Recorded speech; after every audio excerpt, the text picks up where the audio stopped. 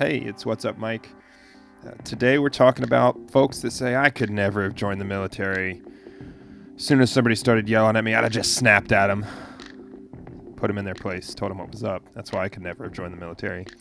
I'm going to go ahead and dispel that entire logic for you and explain how, you could have. Because in many ways, it's just not that hard. It just takes a little something that most people don't have or don't want to have. So, we can get into it. So I hear, and I think if you really think about it, when you hear people talk about, what's the best way to describe it? Theoretically musing on what it would have been like if they had joined the military. It's a weird subject, right? Because from someone, I spent 10 years in the Army. I have lots of friends who are either still in the Army or have similar experiences with somewhere between like 5 and 10 years in. Many of my friends that are still in will do 20 years in the military, and we talk all the time. And so it's a really common thing for people in the military to have this conversation with a civilian, where the civilians, I'm bouncing this camera all around because I have hands on my desk and the camera's mounted on the desk and I'm freaking out. Anyway, a civilian will say, man, that's amazing. Like, they'll comment something about your military experience. It's almost always positive because that's the culture for the most part. Anti-military stuff just doesn't work well in the post 9/11 America. So, and that's still the case. It's not as religious in nature as it was in the 5 to 8 years after 9/11, but that's the case still. So the conversation goes like this, it goes where someone I'm talking to or one of my military experienced friends is talking to makes the comment, man, I could never have joined the military. And the basis of that comment, I think is based in some respect, some deference to the accomplishments of the military person that they're talking to.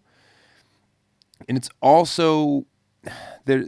Unfortunately, this is an unfortunate, and I'm proud of my military service, but unfortunately, there's a dynamic in American culture where civilians feel bad for having not served. In some cases, not everybody feels this way, obviously, but some civilians feel bad for having not served, and they feel a little guilty at the sacrifice made by a military member when they're talking to that person or when talking about that person.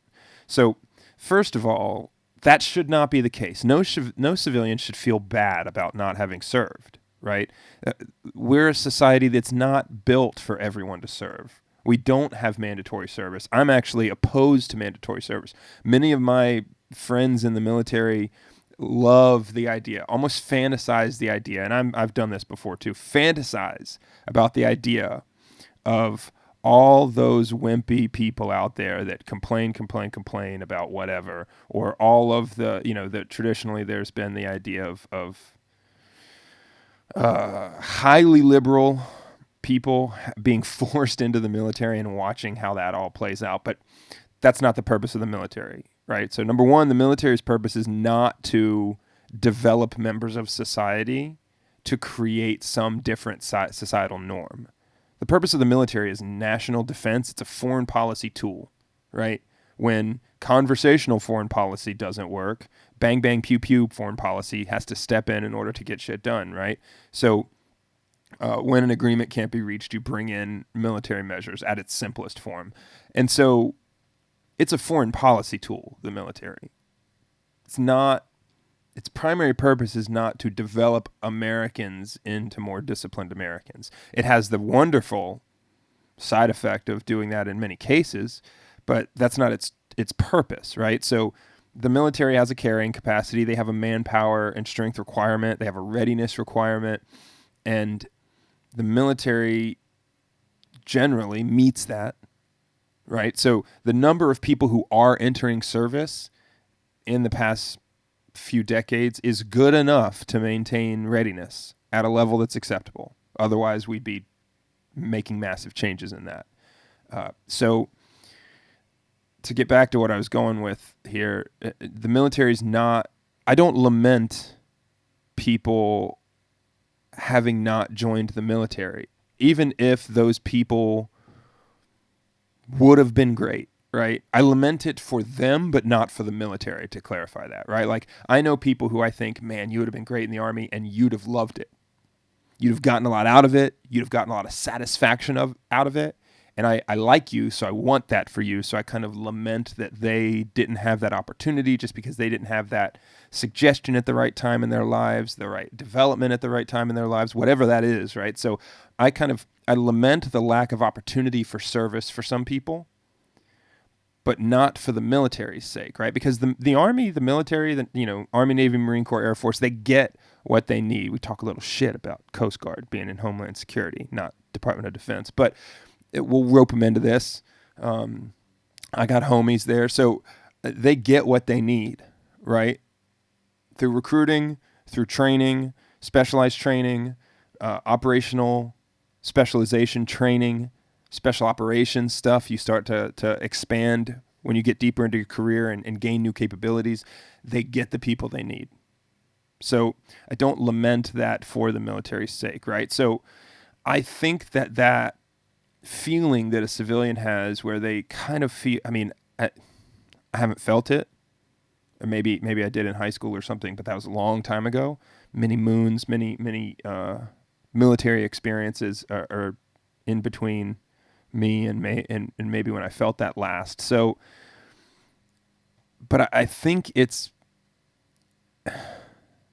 the civilian in that situation just doesn't quite know how to express the right kind of thing, and they feel some, I don't know, guilt for not having served or some weird feeling for not having served, right? And so there's a few ways that people tend to kind of pawn that off, or the few verbal excuses that people put out there, which aren't necessary. You don't have to have an excuse for having not served. Like, it's not a requirement. It's not a thing people should feel obligated to do. Everyone shouldn't feel obligated to do that. That's not the way America is built. But some will, some do, and that's like the call to service that some people feel it's noble, it's fantastic, it's an integral part of being an American, that some percentage of Americans feel that call to serve, and that's great. So I don't put a negative connotation on people who have not served, right? There's a natural negative or whatever data point for people who haven't shared similar experiences to you, and that creates distance. But that's just someone different than you. So, but all of that is a preface to what I'm actually trying to talk about here, which is the one primary excuse that I hear, which is, I could never have joined the military. As soon as someone started yelling at me, I'd have snapped. As soon as someone got in my face, I'd have snapped. Really put it on them. So, like, that excuse is never the case for why someone couldn't have joined the military, because that does not happen. You'd be amazed. I mean, if you think I would have snapped, I think we got some lawnmower noises out here. It's Saturday morning in suburbia, so you have to disregard that. But people who say I would have snapped, a lot of people say that, right? So you'd think, with the hundreds of thousands of people who go through basic training over the course of a period like 10 years, hundreds of thousands of people go through basic training. So you would think, with a data set that large and the super, super common use of that particular excuse for why someone could have never joined, you would think that you would see examples of that in basic training, right? You would think that you would see people who snap. But talk to a few drill sergeants. You'll see people who have a break of some kind, who freak out, but there's no snap. There's no, you can't join because you're too headstrong. That's not the way it works. The headstrong people actually end up having lots of success, because you have to be headstrong to deal with negative elements of the situation and stay focused on the mission, right? Like, I was a difficult to deal with toddler, right? I jumped in the fucking mall pool, the mall fountain, while waiting in line for Santa Claus. I was hell on my parents when I was a headstrong kid, and that only benefits you in the military, because the military teaches you how to harness it. So, one of two things happens. So first of all, I could never have joined the military. Yeah, you could have. You sure could have. Because two reasons. You wouldn't have snapped, and also it's not that it's easy. It's more accomplishable than you think it is, right? So one of two things happens instead of the snapping thing that you think is going to happen. Either you're fine, and you get some development, you learn some things about yourself, and you come out of it with a somewhat unique job, at the end of basic training, right? So you get employment, learn some things about yourself, get in a little bit better shape, get some development, and then you're in a career that does that in an amazing way, right? It's not all about basic training. That just gets you to the start line, because once you get into the unit and you have a mission on a team with an arduous physical component, and that mission is at a national level, and everyone thanks you for your service, man, what a good job. Man, I've never had any kind of positive feedback. I mean, I'm only 35, right? I've got years to live, hopefully, but I've never had any kind of positive feedback like I got in the Army. Man, how many people thank you for the job you do and really mean it? It's an awesome thing. The other thing that happens, other than that, everything goes fine. You get some development. You've got a new job. Great. The other thing that happens is you quit. And that's okay. A lot of people quit. The military, the basic training is made so anyone can start, and so about 98% can finish. 90%, I don't know exactly what the stats are, but I've been in that environment before. I did a rotation into a training and doctrine command environment with basic training, advanced individual training. I have close friends who commanded basic training companies. I tell you, the pass rate's high, real high. You don't start to see those low pass rates, 50% or below, until you get into things like Ranger School, BUDS for SEALs, Special Forces selection, Ranger assessment and selection process. I've done some of those, been successful at some of those, and brutally failed at some of those. And I tell you, that's where the real difficulty is, because the people who fail those just go back to their job in the Army, because they're absolutely cut out to be in the Army. They don't have the specific set that they need, the specific set of skills or mental faculties, or they're in the right headspace at the time they go to selection, or they're in the right point in their career, their physical development for what that unit needs. All of that stuff, they might not have that, but they're perfectly fit for the Army. So you see those low selection rates, not at basic training, never at basic training. The Army couldn't function if the basic training success rate was 30%. They never get enough people through, and that standard isn't a standard that's required to be functional and successful in a military line unit. So you see those low selection rates at higher advanced level career experienced selections for people who are already in the military to enter. You don't see that low selection rate at basic training. So you'd be fine, or you'd quit. And if you're too weak, selfish, or immature to make it through basic training, that's fine. But I tell you, it's not because you're too strong. It's not because you're too independent. It's not because you're too headstrong or stubborn that you would fail basic training. It's never those reasons.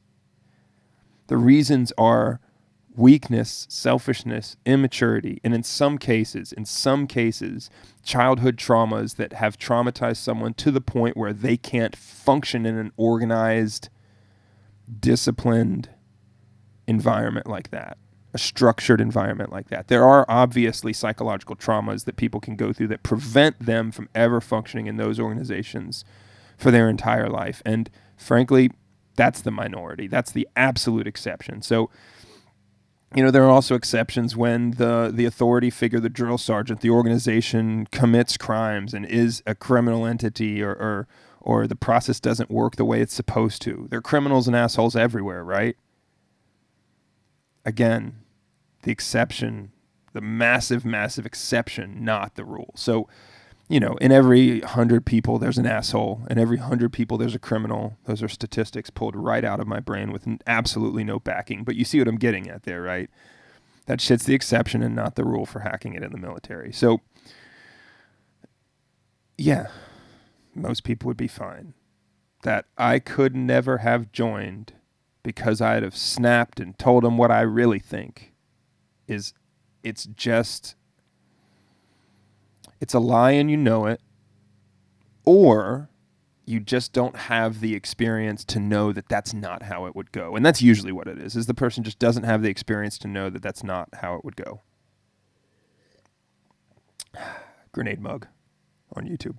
So, yeah, you'd be okay. So it's the reality is much more, much more. The difficult thing is not getting yelled at, right? Like the difficult thing about that environment that people are actually worried about. This is the fear that people have. They might not even know that this is their fear, but it's well placed. It's well placed. The fear that people have is people fear being uncomfortable. They don't fear being yelled at. Everybody knows yelling is just words, right? People don't fear having to put on a uniform. Most people don't fear having to fire the weapon, and many don't fear having a weapon fired at them, because once you're in that and it's part of the job and you mentally prepare for that, you talk about it all the time. You talk about what it's going to take in a firefight. You do battle drills. You have standard operating procedures. You train. You become a tactical expert. In that process, that alleviates the fear of being shot at in a very similar way that I would think that a surgeon has his or her fear of cutting into a live patient with a scalpel, right? Like there's a lot of fear, responsibility, trepidation around something like that, but their training process mentally prepares them for that. So when the time comes to cut into that first patient as a surgeon in the operating room and it's all on you, you've got the experience, you're in a zone where you're comfortable and confident in your abilities, right? So that's ideally what happens there. So it's not about that fear. It's especially of being able to do the job, fear of being yelled at, fear of drill sergeant. Drill sergeants aren't that scary. Most of the ones I know are big, fluffy, nice guys. So, the nicest people, super, super well organized, driven people, but just people, right? So it's not the fear of being yelled at, unless you've got some trauma around that shit, right? So it's the fear of discomfort. People hate being uncomfortable. People avoid discomfort. It's evolutionary biology, right? When it rains, you go inside. So it's really a matter of just keeping your shit together when it's cold and it's rainy and you're not allowed inside. I mean, you wouldn't think it's that simple, but it really is. Even some of the higher level selection jobs that you have to do, the core of being able to get the tasks done in that environment is, number one, you have to have a foundation of being totally comfortable when it's absolutely uncomfortable. So, that experience with and familiarity with those environments of discomfort and changing your perspective on what real discomfort is. And over time, your body adapts, right? With enough heat exposure, cold exposure to the elements, that becomes more of a normal thing. And it allows you to clear those things out of your mind and focus on the task at hand. That's the real difficulty. Being okay with, comfortable being uncomfortable is a whatever. That's a contradiction, but just being okay with and able to operate at the highest capacity through that discomfort. That's the real thing. That's what I want you to think of when either you think I could have never hacked it or I couldn't hack it. If you're young, yeah, you can. It's not that you'll snap. You won't snap. If you're headstrong, you'll probably be one of your most successful people in the class. You won't snap. You won't. But you'll be uncomfortable. Basic training, everyone gets to a level of discomfort they haven't seen before at basic training. That's almost there's some people who've lived a hard life. I get it. Maybe basic training's easy for you.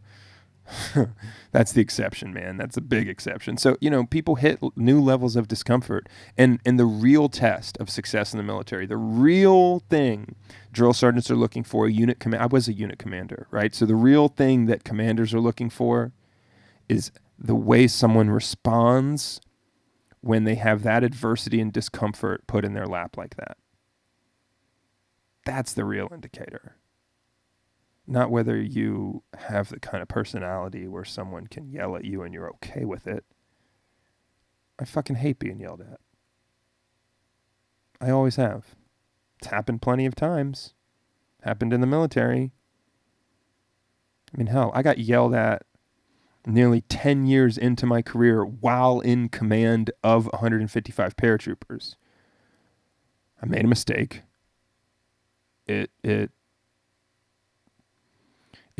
you know, I said some of the wrong things in front of some younger soldiers, and it compromised things in my boss's view that shouldn't have been compromised, and he was fucking pissed. 28-year-old man getting yelled at in an office, standing like a child. But hey, I'm 35. I remember it. I remember that feeling like it was years ago. I remember that feeling like it was yesterday. I understand where I made the mistake, right? I wasn't being irresponsible. I wasn't being ridiculous. But the way I spoke about something and the way I talked about it in front of the wrong people wasn't the best professional choice, and there are consequences to that, right? So, you get yelled at in the military, but it's not about that. What we want to see, what anybody wants to see, is how you do when the discomfort is upon you and how you react to that. How well can you operate? How much does discomfort lower your capacity for decision making? That's what the real question is, not whether or not you'd snap when you get yelled at. Come on, man. It's not that. So, yeah, I'm here to dispel it. You wouldn't fucking snap. You'd either get in line or you'd quit. And if you're headstrong, you think you're one of those people who snap, most likely what would happen is you would get in line and you'd be successful. Headstrong people do well in the military, especially when it's harnessed well. They have great physical fitness. They understand how to deal with tough situations. They're emotionally mature. They understand the mission and their commander's intent. And they just go do that thing. Boom, success. Promotions, accolades, awards. That's it. It's that simple. So, yeah. Saturday morning in suburbia, dispelling nationwide myths. It's just what I do. Anyway, yeah. I like to go back and talk about my time in the Army and all the good times and, some of the best people I've ever known, ever met, or ever will meet. Found them there.